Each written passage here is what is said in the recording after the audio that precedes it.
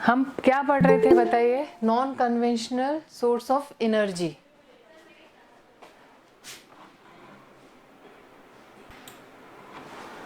हाँ, क्या पढ़ रहे थे अपन? Non conventional source of energy. ठीक है, हमने पढ़ा था पेट्रोलियम, अब हम पढ़ रहे हैं natural gas. Is it visible? Screen is visible? Yes, ma'am. Okay, natural gas. ये नेचुरल गैस कहाँ पाई जाती है? Natural gas is found with petroleum deposit and is release when crude oil is brought to the surface. Natural gas petroleum deposits के पास ही पाई जाती है ना, जहाँ पेट्रोलियम डिपॉजिट्स होते हैं उनके पास ही होती है। ये कब निकलती है? जब हम क्रूड ऑयल को सरफेस पे लाते हैं तब ये गैस रिलीज होती है। ठीक है, तो समझ आ गया, पेट्रोलियम डिपॉजिट्स के पास natural gas is found and when crude oil is brought to the surface it can be used as a domestic and industrial fuel। ये किस काम आती है नेचुरल गैस? ये डोमेस्टिक घर में हमारे यहाँ देखा होगा ना आपने, गैस वही होती है। Yes, ma'am. LPG, और CNG. इंडस्ट्रियल फ्यूल के काम में भी आया जाता है, मतलब आती है ये। Russia, Norway, UK and the Netherlands are the major producer of natural gas. सबसे ज़्यादा जो प्रोड्यूस होती है नेचुरल गैस वो इन एरियाज में होती है। ये अंडरलाइन कर लें, क्योंकि अपने क्या है, टेक्सचुअल क्वेश्चंस इतने नहीं हैं तो बहुत सारे क्वेश्चंस बनाने पड़ते हैं। ठीक है, तो एक्स्ट्रा क्वेश्चंस में आप जो मैं अंडरलाइन करा रही हूँ उनको नोट्स के फॉर्म में you can write. Russia, Norway, UK, Netherlands ये मेजर प्रोड्यूसर है नेचुरल गैस के। इंडिया में कहाँ मिलती है? In India Jaisalmer, Krishna Godavari delta, Tripura and some areas offshore in Mumbai have natural gas resources। India में इस जगह मिलती है, ये अंडरलाइन कर लें। ठीक है, इंडिया में कहाँ? जैसलमेर अपने राजस्थान में, कृष्णा गोदावरी डेल्टा में, त्रिपुरा में और ऑफशोर मुंबई के ऑफशोर एरियाज में नेचुरल गैस रिसोर्सेज का भंडार है। Very few countries in the world have sufficient natural gas reserves of their own. बहुत कम ऐसी कंट्रीज हैं जहाँ पे जो नेचुरल गैस के रिजर्व्स है, मतलब वहाँ मिलती नहीं है, बहुत कम कंट्रीज है। The sharp increase in our consumption of fossil fuel has led to their depletion of an alarming rate. जो शार्प इंक्रीज हो रहा है, जो हमारा कंजप्शन है फॉसिल फ्यूल का, ठीक है, उसने क्या किया है, हमारे अलार्मिंग रेट तक डिप्लीट कर दिया, उन चीज़ों को डिप्लीट कर दिया। अलार्मिंग मतलब एक चैलेंज, एक थ्रेट के रूप में इतना डिप्लीट कर दिया था कि वो एक थ्रेट के रूप में आ रही है। The toxic pollutants release from burning these fuels are also cause of for concern. जो टॉक्सिक पॉल्यूटेंट हैं, जो फॉसिल फ्यूल से निकलते हैं, एमिट होते हैं, ऑमिट होते हैं, जो भी है वो क्या है, वो रिलीज होते हैं इनको बर्न करने से। ये भी एक मतलब कंसर्न का टॉपिक है, सोचने का विषय है कि इस पॉल्यूटेंट से क्या होगा, इन्वायरमेंट पॉल्यूट होगा। और पॉल्यूशन तो आप देख ही रहे हो, कैसे वेदर चेंज हो गया, कैसी चीज़ें हो रही हैं, बहुत सारी चीज़ें हमको फेस करनी पड़ सकती है। Unchecked burning of fossil fuel is like an unchecked dripping tap will eventually run dry. जो अनचेक्ड बर्निंग फॉसिल फ्यूल का, जो अनचेक्ड बर्निंग है, हम बिना सोचे समझे जो कंज्यूम कर रहे हैं फॉसिल फ्यूल को, और अनचेक्ड जो ड्रिपिंग टैप है वो इवेंचुअली क्या हो जाएंगी? ड्राई हो जाएंगी, सूख जाएंगी। This has led to tapping of various non conventional sources of energy that are cleaner alternatives to fossil fuel. इसलिए जो tapping of various non conventional sources of energy हैं वो क्या है? इन फॉसिल फ्यूल के ऑल्टरनेटिव हैं, या हम कह सकते हैं क्लीनर है एक तरह से, है ना, इसमें ज़्यादा पोल्यूशन नहीं होता। अब पढ़ रहे हैं अपन हाइडल पावर के रूप। हाइडल पावर, रेन वाटर और river water stored in dams is made to fall from heights. Rain water और रिवर वाटर डैम्स बनाए जाते हैं, मैंने बताया था ना हाइडल इलेक्ट्रिसिटी कैसे जनरेट होती है हाइडल पावर से। तो रेन वाटर और रिवर वाटर जो बनाए जाते हैं डैम्स में, उसमें क्या है, पानी ऊपर हाइट से गिरता है। The falling water flows through pipes inside the dam over turbine blades placed at the bottom of the dam. जो फॉलिंग वाटर है वो फ्लो करता है पाइप्स के थ्रू, जो पाइप्स होते हैं अंदर डैम के, उनके थ्रू फ्लो करता है ओवर टरबाइन, टरबाइन के ऊपर, and blades placed at the bottom of the dam. और ये किस में, बॉटम जो प्लेस्ड होता है, ये डैम के बॉटम में प्लेस्ड होता है। आप देख सकते हो जैसे ये है ना, इस डायग्राम से आपको क्लियर हो जाएगा। ठीक है, ये डैम बन रहा है, वाटर फ्लो कर रहा है, फ्लो करके टरबाइन पे जा रहा है। ये रिजर्वेयर है, ये डैम है पूरा। यहाँ से क्या हो रखी है, ये बॉटम से इलेक्ट्रिसिटी जनरेट हो रही है ना, इलेक्ट्रिसिटी बन रही है। This is called hydro electricity. The water discharge after the generation after generation of electricity is use for irrigation. जो वाटर डिस्चार्ज होता है जनरेशन ऑफ इलेक्ट्रिसिटी के बाद, जब इलेक्ट्रिसिटी जनरेट होती है उसके बाद जो वाटर डिस्चार्ज होता है वो किस लिए काम आता है, वो इरीगेशन के काम आता है ना। 1/4 of the world's electricity is produce by hydel power. World की 1/4 इलेक्ट्रिसिटी इस हाइडल पावर से ही प्रोड्यूस होती है, जनरेट होती है। ठीक है, ये इंपॉर्टेंट लाइन है, इसको अंडरलाइन कर लीजिए। The leading producers of hydel power in the world. अब लीडिंग प्रोड्यूसर्स हाइडल पावर के वर्ल्ड में कौन कौन सी कंट्री हैं, पैराग्वे, नॉर्वे, ब्राज़ील, चाइना, ये इम्पॉर्टेंट कंट्री हैं वर्ल्ड की। Some important hydel power station in India. अब इंडिया में भी कौन कौन सी जगह है, भाखड़ा नांगल, गांधी सागर, नागार्जुन सागर, दामोदर वैली प्रोजेक्ट्स, ये हाइडल पावर स्टेशन है, यहाँ से इलेक्ट्रिसिटी जनरेट होती है इंडिया में। ये भी अंडरलाइन कर लीजिए। ये हाइडल पावर का पूरा पिक्चर दे रखा है, इससे आप समझ सकते हैं। अब हम पढ़ रहे हैं, सॉरी कन्वेंशनल पढ़े थे ना, अब हम non conventional sources of energy. The increasing use of fossil fuel is leading to its shortage. जो फॉसिल फ्यूल जिनकी मतलब बहुत हम इरेशनली जो कंज्यूम कर रहे हैं, है ना, इससे क्या हुआ, ये शॉर्टेज हो गई है इनकी fossil fuels की। It is estimated that if the present rate of consumption continues, the reserves of this fuel will get exhausted। ये एस्टिमेट किया जा रहा है कि अगर कंज्यूम हम इसी तरह से कंज्यूम करते रहे तो जो रिजर्व्स हैं फ्यूल्स के वो क्या होंगे, एग्जॉस्ट हो जाएंगे, ख़त्म हो जाएंगे, बचेगा ही नहीं। Moreover, their use also causes environmental pollution। और इसके अलावा भी ये बहुत बड़ा रीज़न है हमारे इन्वायरमेंटल पोल्यूशन का भी, fossil fuel. Therefore, there is need for using non-conventional sources such as solar energy, wind energy, tidal energy। ये non conventional source of energy है, बजाय इनके हमें ये एनर्जी यूज़ करनी चाहिए अपनी डेली नीड्स में। सबसे पहले हम सोलर एनर्जी को देखते हैं। Sun's heat and light energy can be felt by us every day. जो सूर्य की हीट है और लाइट एनर्जी हम रोज़ महसूस करते हैं, कितनी तेज लाइट होती है, कितनी हीट होती है उसमें। Solar energy trapped from the sun can be used in solar cells to produce electricity.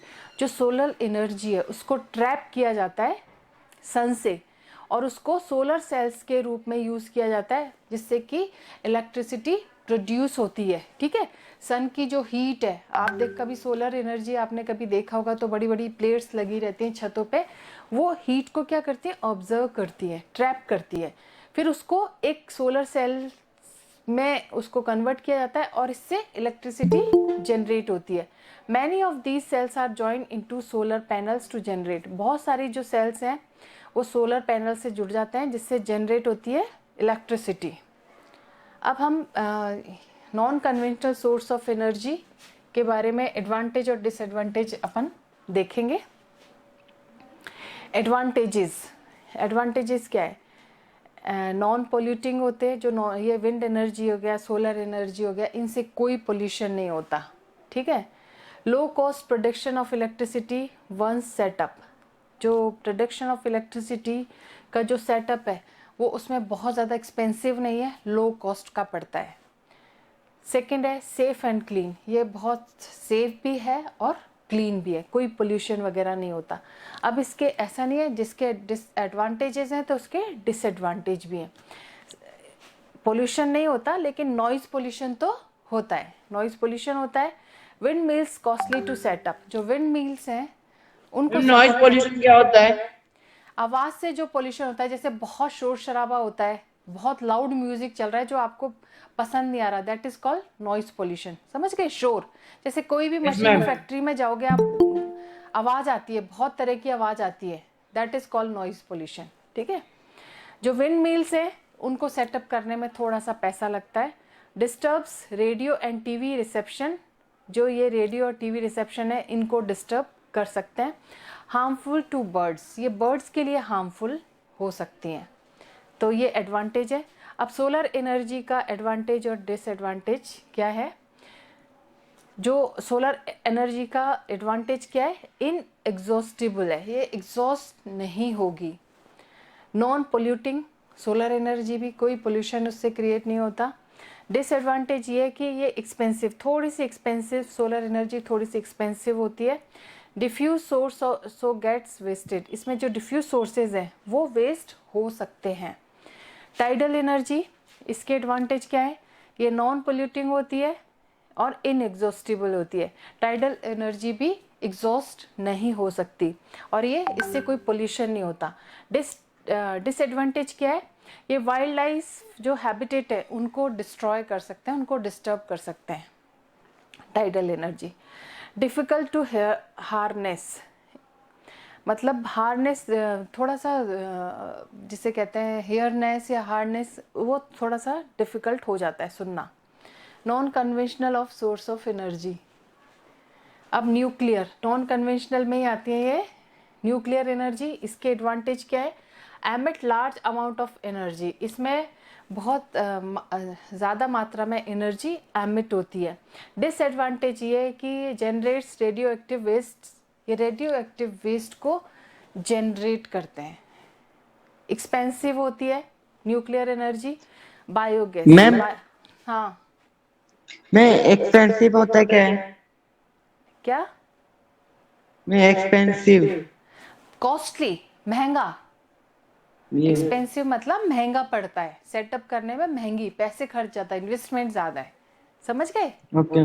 Low yes cost ma'am. मतलब कम पैसे में, एक्सपेंसिव मतलब ज़्यादा कीमत। ठीक है। यस अब मैम। बायोगैस, बायोगैस एडवांटेज में क्या है? ये लो कॉस्ट होता है, मतलब कम इन्वेस्टमेंट में हो जाता है। इजी टू ऑपरेट, इसको ऑपरेट करना बहुत आसान है।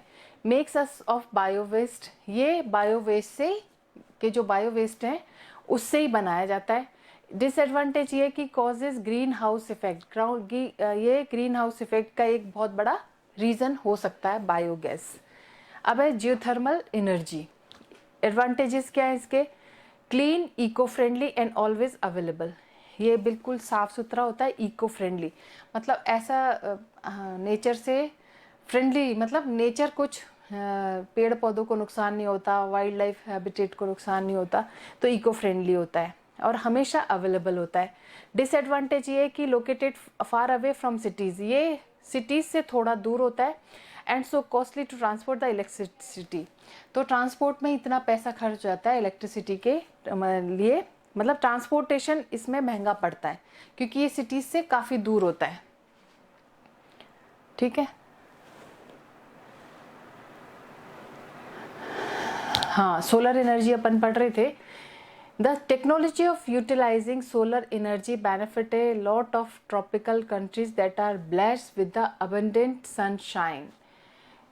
जो टेक्नोलॉजी है सोलर एनर्जी को यूटिलाइज करने की, जो टेक्नोलॉजी है वो हमारे ट्रॉपिकल कॉन्टिनेंट के लिए ज़्यादा बेनिफिशियल है और वही लोग, वही कंट्रीज ज़्यादा ब्लेस्ड हैं, वहीं पे सनशाइन ज़्यादा होती है, मतलब जहाँ सूरज की किरणें डायरेक्ट पड़ती है, डायरेक्ट रेज पड़ती है, वहाँ पे सबसे ज़्यादा यूटिलाइज हो सकता है सोलर एनर्जी का।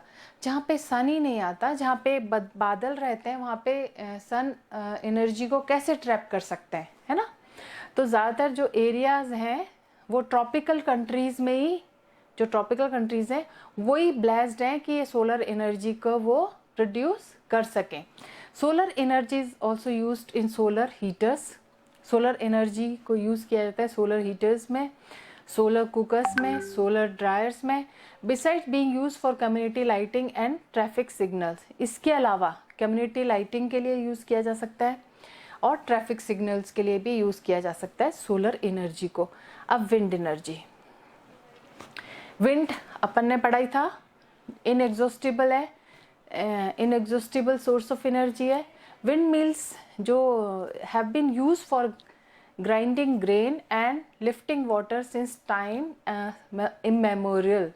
जो विंड मिल्स हैं वो यूज़ की जाती है ग्राइंडिंग, ग्रेन्स को ग्राइंड करने के लिए और वाटर को लिफ्ट करने के लिए इमेमोरियल टाइम से ही। In modern time, windmills, the high-speed winds rotate the windmill which is connected to a generator to produce electricity. In modern time में जो windmills हैं ये हाई स्पीड में विंड्स रोटेट करती है। विंड कभी आपने देखी क्या विंडमिल इस तरह का? ज़्यादातर गुजरात में देखिए ना, ये बहुत तेजी से रोटेट करती हैं, है ना। इससे क्या होता है, इलेक्ट्रिसिटी प्रोड्यूस होती है। जब बहुत तेजी से ये रोटेट करते हैं तो इलेक्ट्रिसिटी प्रोड्यूस होती है। Wind farms having cluster of such windmills are located in coastal regions and in mountainous passes where strong and steady winds blow. जो विंड फार्म्स हैं वो उसमें बहुत सारी cluster of such windmills होती हैं विंड फार्म्स में, जो कि या तो कोस्टल रीजन्स में होते हैं या माउंटेन पासेस में होते हैं, जहाँ पे कि स्ट्रॉन्ग और स्टेडी विंड ब्लो करती है, जहाँ पे हवा बहुत तेज चलती है। कोस्टल एरियाज में हवा तेज चलती है, बहुत तेज चलती है, ठीक है, और माउंटेन पासेस में भी जल्दी से विंड, बहुत स्टेडी विंड ब्लो करती है। Wind farms are found in Netherlands, Germany, Denmark, UK, USA and Spain are noted for their wind energy production. जो विंड फार्म्स बेसिकली जो पाए जाते हैं वर्ल्ड में, नीदरलैंड में, जर्मनी में, डेनमार्क में, यूके में, यूएसए में, स्पेन में, है ना, एनर्जी प्रोडक्शन के लिए यहाँ पे विंड मिल्स का यूज़ किया जाता है। न्यूक्लियर पावर,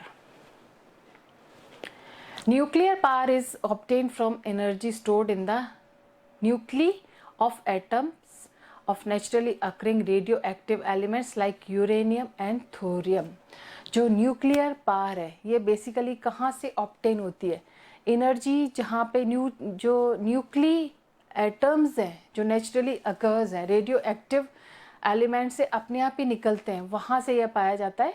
वहीं से इनको जो कि नेचुरली जो अकरिंग रेडियो एक्टिव एलिमेंट्स वो कौन कौन से, यूरेनियम और थोरियम। ये जो रेडियो एक्टिव एलिमेंट्स है ये न्यूक्ली एटम्स वहाँ से पाया जाता है, यहीं से न्यूक्लियर पावर को ऑब्टेन किया जाता है, ठीक है। These fuels undergo nuclear fission in nuclear reactors and emit powers. ये जो फ्यूल्स हैं ये न्यूक्लियर फिशन से के अंडरगो रहते हैं और न्यूक्लियर रिएक्टर्स होते हैं और फिर इससे पावर एमिट होती है। The greatest producers of nuclear powers are, जो सबसे ज़्यादा प्रोड्यूसर वर्ल्ड में वो यूएसए है, यूरोप है, इंडिया में Rajasthan, Jharkhand have large deposits of uranium. Rajasthan और झारखंड में सबसे ज़्यादा यूरेनियम पाया जाता है, ठीक है। Thorium is found in large quantities in the monazite sands of Kerala. Thorium जो पाया जाता है ज़्यादा क्वांटिटी में वो मोनजाइट जो सैंड है केरला की, वहाँ पाया जाता है। The nuclear power station India are located, जो न्यूक्लियर पावर स्टेशन हैं इंडिया में वो कलपक्कम तमिलनाडु में, तारापुर महाराष्ट्र में, रण प्रताप सागर नियर कोटा राजस्थान, नरोरा उत्तर प्रदेश, कैगा कर्नाटका। ये यहाँ पे हमारे न्यूक्लियर पावर स्टेशंस हैं इंडिया में, है ना, अंडरलाइन कर लीजिएगा। अब हम पढ़ेंगे geothermal energy. Heat energy obtain from the earth is called geothermal. जो हीट एनर्जी है जो कि अर्थ की हीट से ऑब्टेन होती है that is called geothermal energy. The temperature in the interior of the earth rises steadily as we go deeper. Temperature जो interior of the earth है उसका टेम्परेचर बहुत ज़्यादा बढ़ता जाएगा जब हम और डीप जाएंगे, तो टेम्परेचर बहुत इंक्रीज टेम्परेचर आप मतलब मिलेगा। समटाइम्स दिस हीट एनर्जी में surface itself in the form of hot spring. कई बार ये जो हीट एनर्जी है वो सरफेस पे भी मिलती है हॉट स्प्रिंग्स के रूप में। This heat energy can be use to generate power. इस हीट एनर्जी को भी पावर जनरेट के काम में लिया जाता है। जैसे आप देख सकते हो इसमें न्यूक्लियर एनर्जी कैसे हो रही है। ये न्यूक्लियर रिएक्टर है, हॉट वाटर है, हीट फ्रॉम फिशन, फिशन से जो हीट जनरेट होती है, फिर यहाँ पे स्टीम, ये टरबाइन है, ये जनरेटर है, फिर जनरेटर से इलेक्ट्रिसिटी प्रोड्यूस हो रही है। ये पूरा न्यूक्लियर एनर्जी का प्लांट है ना।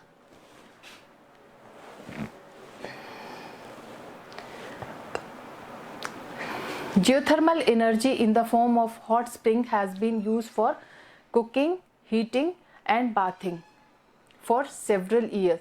जो जियोथर्मल एनर्जी है वो हॉट स्प्रिंग्स के रूप में होती है और इनको यूज़ किया जाता है कुकिंग में, हीटिंग में, बाथिंग में, है ना, बेदिंग में। USA has the world's largest geothermal power plant followed by New Zealand, Iceland, Philippines and Central America. USA world का सबसे लार्जेस्ट जियोथर्मल पावर प्लांट को फॉलो करता है। उसके बाद जो यूएसए सबसे लार्जेस्ट है, उसके बाद है New Zealand, Iceland, Philippines, Central America. India में जो जियोथर्मल प्लांट्स हैं वो है मणिकरण हिमाचल प्रदेश में लोकेटेड है एंड प्यूगा वैली लद्दाख में लोकेटेड है।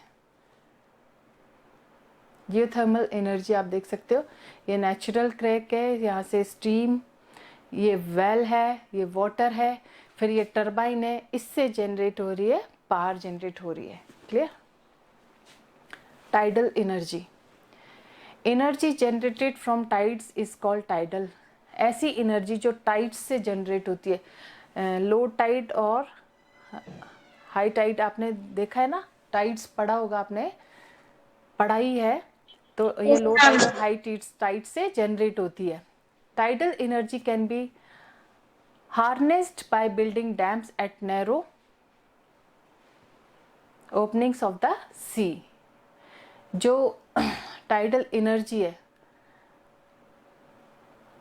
हाँ, tidal energy can be harnessed by building dams at narrow openings, sea के ओपनिंग्स में जो नैरो जोन है वहाँ पे ये बनाए जाते हैं। ये देख लो, आप देख रहे हो ना, यहाँ पे टरबाइन, ये लो टाइड है, ये लो टाइड है, ये हाई टाइड है, यहाँ पे ये डैम्स के फॉर्म में बनाए जाते हैं।